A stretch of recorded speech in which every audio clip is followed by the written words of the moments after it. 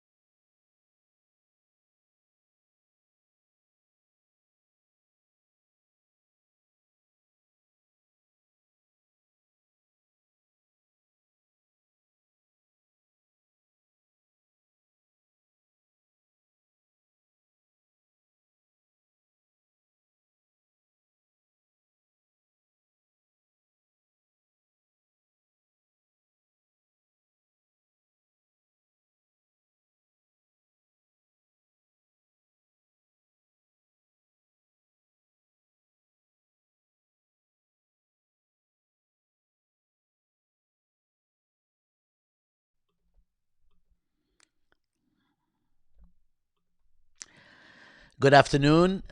This is Bassam Haddad. I'm the director of the Middle East and Islamic Studies program, and I am delighted to host our awesome professor, Professor Huseyin Yilmaz, who is going to be the our guest for the third episode of the MEIS podcast. The MEIS podcast features our faculty, students, and administrators, and all sorts of topics that we will be adding to the podcast.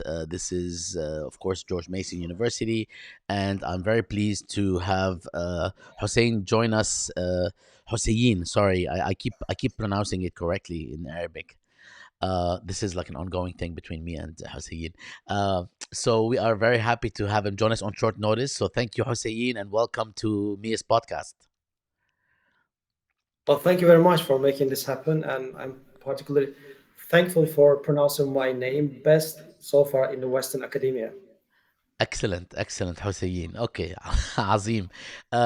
So essentially, what we do as this is our third podcast, is just have these, you know, laid back conversations with our faculty. We spoke with Dr. Abdulaziz Sashadina and Dr. Maria Dekek, and today we have Dr. Huseyin Yilmaz. And the next few days, we will speak with the other core faculty and move to the broader program faculty. So it will be a long journey. Please join us. At this point, you can find all of the MEIS podcasts on the MEIS Facebook page at facebook.com/GMU MEIS. For now, I will turn to Dr. Yilmaz, and I will actually be sharing with you his bio, a short bio, because we can only say so much. I'll let him say more. Dr. Yilmaz holds a PhD in History and Middle Eastern Studies from Harvard University. His research interests focus on the early modern Middle East, including political thought, geographic imageries, social movements, and cultural history. His most recent publications are The Eastern Question and the Ottoman Empire, The Genesis of the Near Middle East in the 19th Century, and, quote, from uh, hmm, Serbestiyet to Hurriyet, Ottoman statesmen and the question of freedom during the late Enlightenment. Prior to his appointment at George Mason, Dr. Yilmaz taught for the Introduction to the Humanities program and Department of History at Stanford University and the Department of History at University of South Florida. Prior to that, he was appointed research fellow with the International. I will not be able to pronounce this. It's Forschungszentrum. The next word is even more complicated. It's in German. Research Kulturwissenschaft. Center, Sorry, go ahead. Cultural Research Center in Vienna. Cultural Research Center in Vienna. Thank you. You could have helped me a little bit. In Vienna, Austria. I will actually be placing this on the screen just so people can realize what I was up against. His new book, Caliphate Redefined: The Mystical Turn in Ottoman Political Thought, is the first comprehensive study of pre modern Ottoman political thought and was published by Princeton University Press in January 2018. Dr. Yilmaz is also co director of the Ali Vural Ak Center for Global Islamic Studies at George Mason University, along with Peter Mandeville, who will be with us tomorrow. So, Hussein, welcome to the MEIS podcast. We will start with asking you about your research, perhaps in the manner of your intellectual journey. How did you get here, and what are you working on? But we'd like to get some history first, if you don't mind. Thank you very much again. The brief history of my intellectual journey starts with my interest and curiosity about the very origins of political culture and thought in my own country. Because where I come from, we there is a tendency to politicize social issues. So I was curious from since high school as to where the origins of this overly politicized thinking in our culture. So in any coffee house, when a few people come together, they start talking about politics rather than social issues or by politicizing social issues. So every issue is somehow elevated to the realm of politics with the hope of finding some political solutions, regardless of whether the problem could be resolved politically or not. So that was my initial interest in the broader realm of political ideas. So I had my major in political science and then also in history. So I had double major. Then decided to proceed into the history of political thought, all the way to the Ottoman origins of it. And there, what particularly attracted me was the fact that my initial observation was Ottoman political thought actually did not exist at the time. Because the Ottomans, in the still dominant Orientalist paradigm, were mostly portrayed as, first and foremost, administrators, a military entity, a very successful empire, but in the realm of culture, they produced next to nothing. So all the cultural articulation was produced in medieval Islam. When it came to the Ottomans, they were simply imitators, commentators, and at best continued what existed. It virtually did not exist. And secondly, my observation was the search was looking for the likes of Al Farabi's, Al Mawardi's, Ibn Sina's, Ibn Taymiyyah's in Ottoman context. And that really disturbed me because it didn't have to be. It's a wholly different historical experience, a different cultural, geographic setting with a whole set of different social and political issues they need to address. So I was drawn and attracted into the deep waters of Ottoman political thought. There, I specifically got more interested on the question of caliphate. Again, there was this well-established paradigm that the Ottomans actually inherited the so-called caliphate from the last living Abbasid caliphate, caliph in Cairo in 1517, in a ceremonial occasion, etc., which did not quite represent what I read to that point. And then I started working on whether the Ottoman conception of the caliphate was same as what we have seen in pre-Ottoman contexts, namely Abbasids and Umayyads or Umayyads or Mamluks. And as I studied, I realized that it is more and more a sophistic definition of the caliphate rather than legalistic or juristic understanding of it. So the whole conception of caliphate institutionally broken with the end of it under the Mongol onslaught, but conceptually it was redefined, mystified, continued through the Ottomans. So that was why dissertation slash book project and my first serious intellectual endeavor.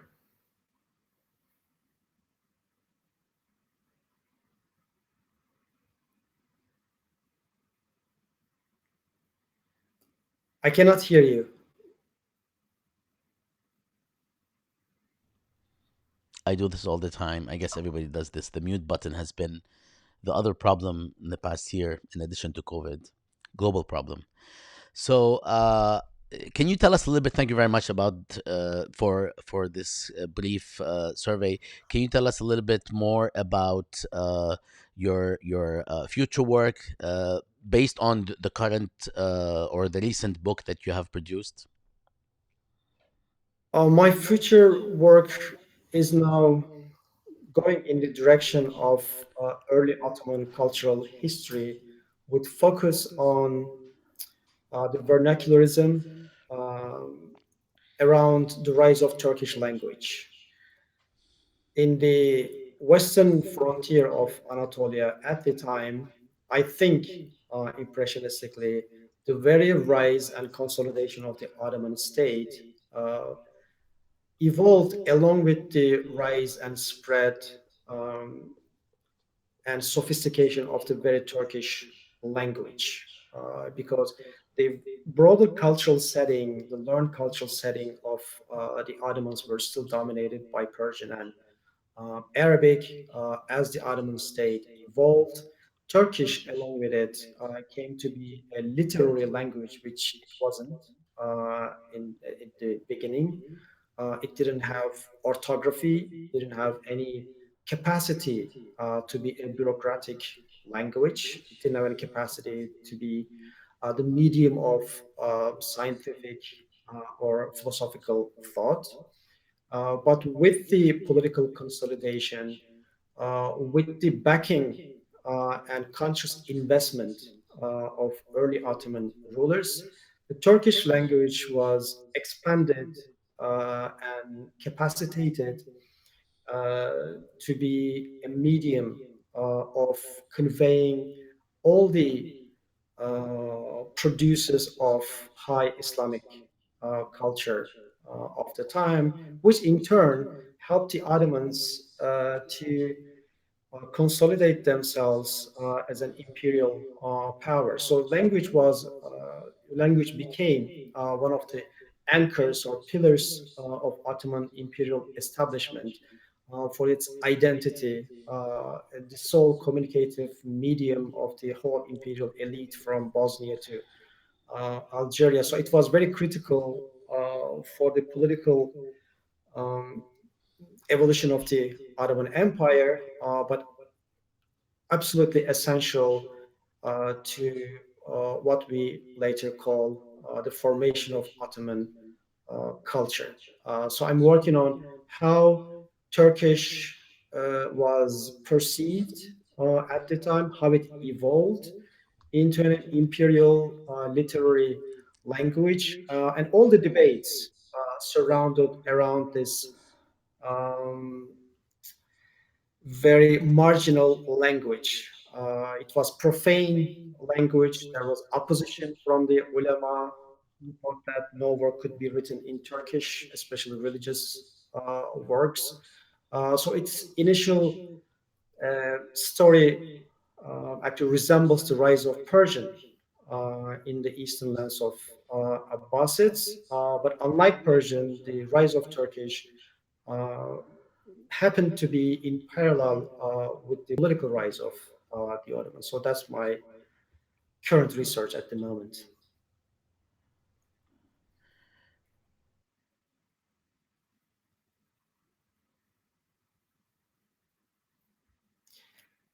Your sound.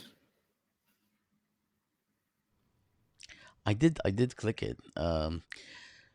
Thank you very much, Hussein. I'm really excited about this. As you know, we shared like a larger office, and I was watching you staying in your office for long periods of time, working on your research and your recent book, and now on your future projects. So I see all of this happening in action. And now we have moved to a new office at George Mason, so I hope to see you there as well. Um, can you tell us a little bit about your? We have to move on. I mean, I have questions like I do in all of these conversations, but I have to move on to your teaching and other activities. But before I do this, I just want to say that I was about to change my T-shirt into my, the online shirt that everyone hangs next to their equipment. But since you were wearing a t-shirt as well, I thought, why not just go t-shirt. So in all cases, I came with a T-shirt, expecting that you would come with a T-shirt. yeah, I mean, which I did, and then I stayed like this. So So we are partners in crime. I prefer that. I prefer that a lot. So, would you please share with us a few words about, or more than a few words about your teaching at George Mason, especially that you are addressing a topic, a historical topic that is crucial to Middle East studies. It's the kind of thing, frankly, when I teach any course on the Middle East, and I address the history, the 19th and 20th century history as a precursor to my uh, usual topics, I always find it challenging to summarize, the Ottoman period and address this transformation from the Ottoman period to the colonial period, and then of course moving forward. In your teaching, if you can tell us a little bit about how you actually make a distant history more proximate to the consciousness of young students who are coming in and living in a world that is quite problematic, quite connected, and they are overstimulated with social media and things that are happening around them, not least COVID. How do you make this happen? How do you bring the Ottoman world to their world and make it relevant? But if you can also tell us about the courses you're teaching, that's a Of handful. course, yeah, it's quite a pleasure to teach courses on Ottoman Empire, but also it's particularly pleasant to teach courses to MEIS students, to the graduate students in the MEIS program, because they are often a lot more tuned to some of the major issues that are still prevalent in our historiography that we should visit very often. So regardless of which time period I'm teaching, I tend to emphasize and relate often case to some of those lingering historiographical issues such as identity, the legacy of empires in current Middle East and Muslim world, the issue of continuities and discontinuities, the issue of tensions in the region and established paradigms, whether from Western scholarship or from the context of national histories or from the very historically constructed paradigms that needed to be rethought, not necessarily deconstructed, but at least to be renegotiated. I particularly enjoy talking with students those major issues in context of historical problems, ranging from gender to slavery to institutions to legal history to economic history, etc. So that said, I almost every 2 year teach a course, a high level survey course, which is attended by both grad and undergrad students on the Ottoman history from its foundation to the all the way to 19th century. And I almost every year I have taught a course, a master's course as part of the MEIS curriculum. Most importantly, approaches to Middle Eastern and Islamic history, in which every semester I identify 10 to 12 major books with substantial impact on the way we think about the Middle East or the Muslim world, including its history and contemporary matters. And we have a 3 hour long discussion on the issues that brought up in those books. A good example of one of those books is Shahab Ahmed's What is Islam? And then I also thought once in a while a course of uh, my choice, sort of a fun course. And this year, for example, I teach together with our colleague Sumaya Hamdani a course on race and slavery in Islam. So we trace different forms and types and experiences of slavery and racial perceptions from the origins of Islam all the way to contemporary context in the United States. Thank you. This is actually quite elaborate, and I again some of the courses that we actually teach include students always in your classes, and I hear a lot of things about the substance, and then the depth that is involved in teaching Ottoman history. It's something that I actually would strive to learn more about, especially that you are our former colonizers. I'm just joking. I'm talking about the Arab world.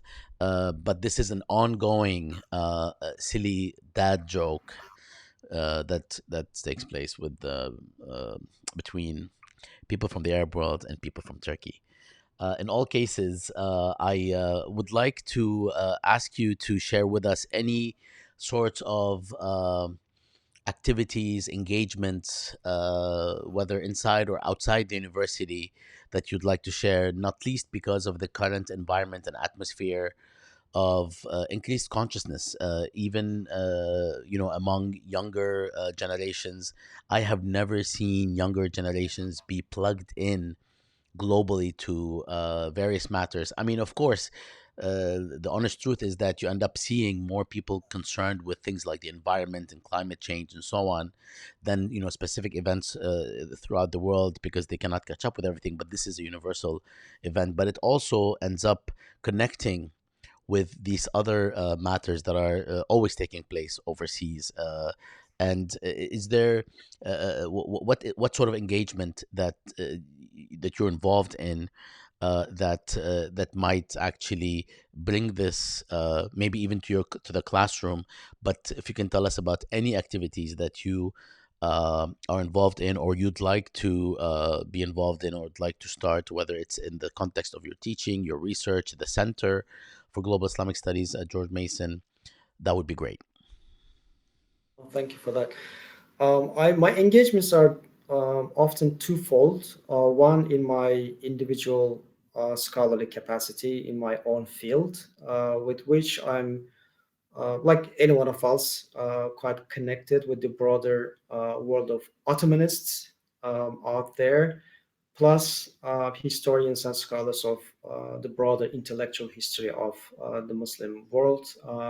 We can add to that the broader Mediterranean or early modern world as well. So I've been part of quite a number of projects which revolve around workshops or conferences, which often yield books or edited volumes, etc. In the other component of my engagement is through the center.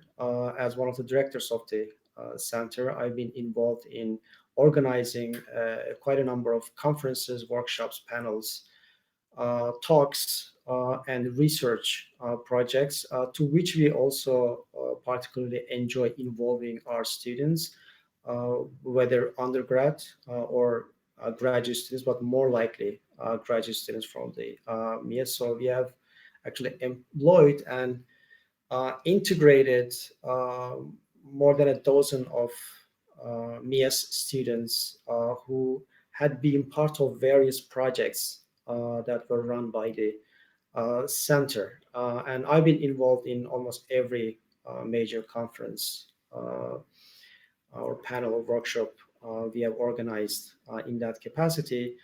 And those are particularly um, fun to begin with, because especially for students, what they see in books, now they have a chance to interact with the scholars and actually to put that knowledge into practice, to use that knowledge through those various projects, and also give students some direction, because they see what this knowledge they get in the classroom used for in academia for both scholarly purposes or for purpose of being an informed intellectual, or disseminate that quality knowledge to the consumption of the broader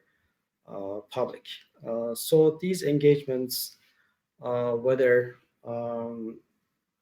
for my own scholarly ends or through the center, both rewarding for me, and I would guess for the students as well.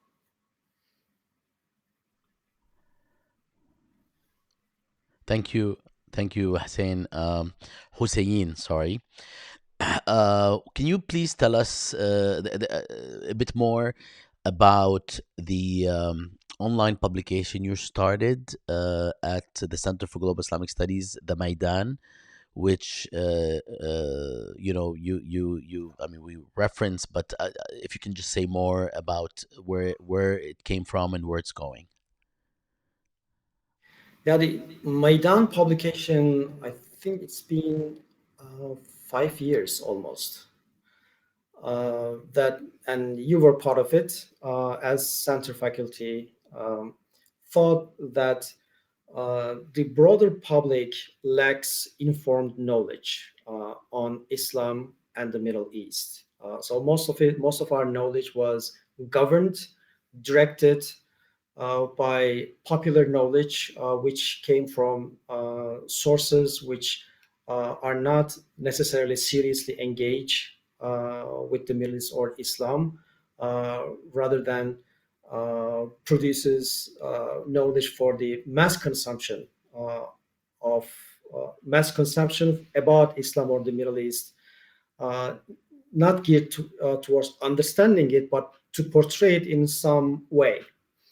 So we thought of maybe creating such a website in which we could cater um, quality scholarly knowledge in a language understandable for the broader public.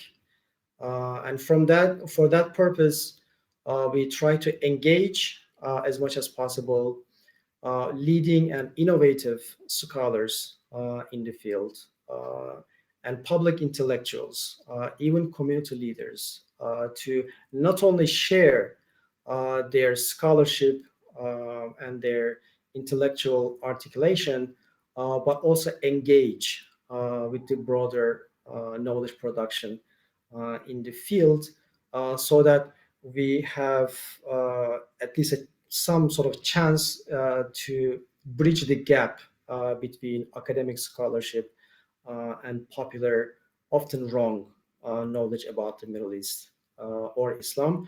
So, in that venue, uh, we mostly publish very original, genuine scholarship. In addition to that, we also slowly and gradually turned Maidan into a major hub for the advancement of Islamic studies, so that there we provide updated listings of current publications every month, and current article appearances every 3 months.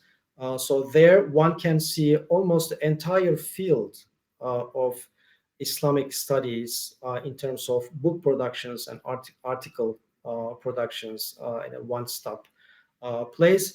Plus, it also provides ample resources for getting to know the broader field of Islamic studies, including language programs, grant programs provided across the world, or PhD programs, master's programs, etc. So Maidan already established itself as one-stop major hub in which Islamic studies became much more visible and accessible, and still advancing to be better.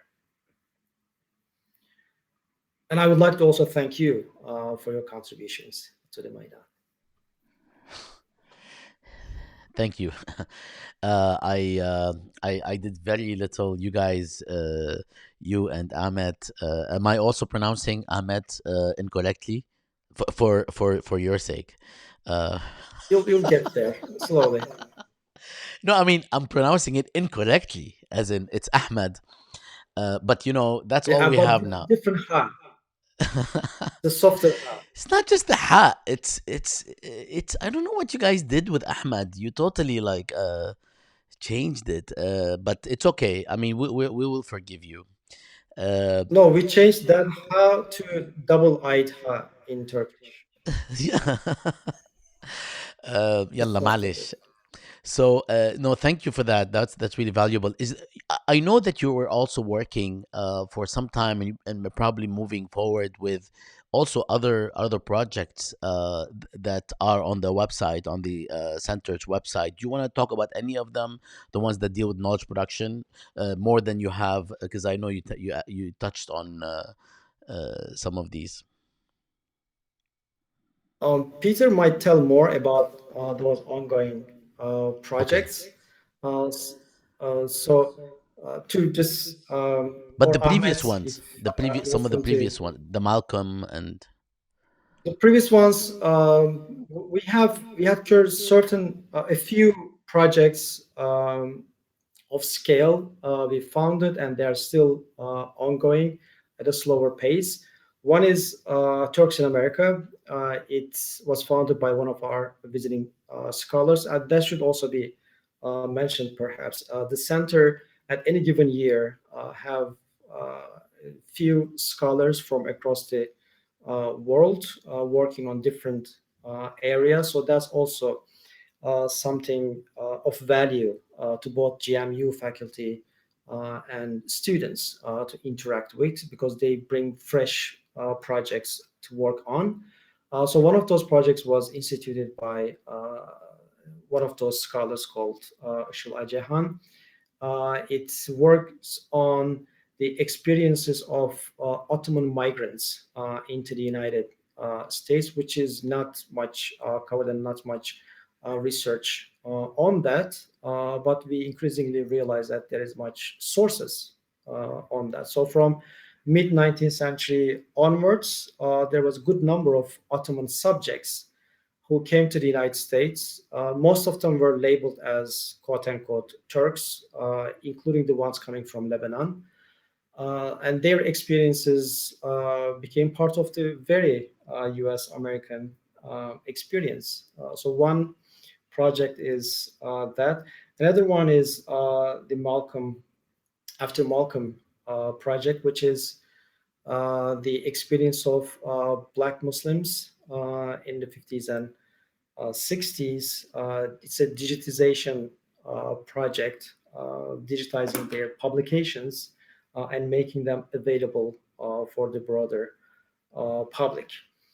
Another project we concluded some years ago, but still available to the for use, was our Share Past Mediterranean program or project, which intended to create modules for anyone who would like to teach Mediterranean or an aspect of Mediterranean history as a teaching aid. It was a massive project um, with the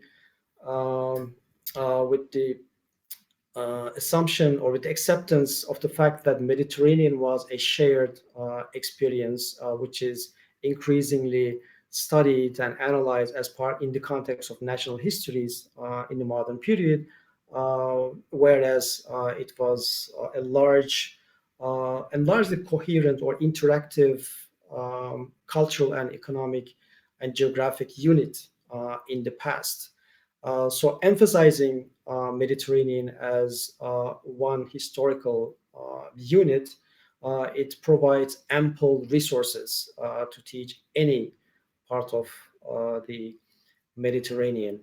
And one more project, perhaps, to mention, we have quite a few others, is the bookshelf project. The center also undertook with an NEH grant, a project to determine a representative list of books on Islam to be held by public libraries across the United States. So a good number of public libraries out of that grant actually acquired those resources, and also with the center's help, they had public lectures from scholars and intellectuals on the basis of those books for the purpose of endowing public libraries with scholarly works on Islam and Islamic history.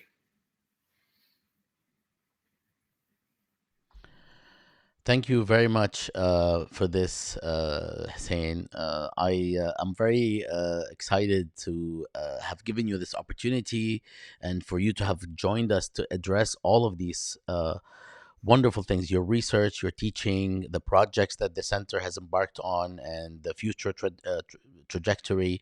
And I know that we are all working within MEIS to revitalize the program with a 3 year strategy, and in collaboration with the Center for Global Islamic Studies, with you and Peter running the center right now. A lot of good things are actually in sight. So I'm really looking forward to continuing to work with everyone.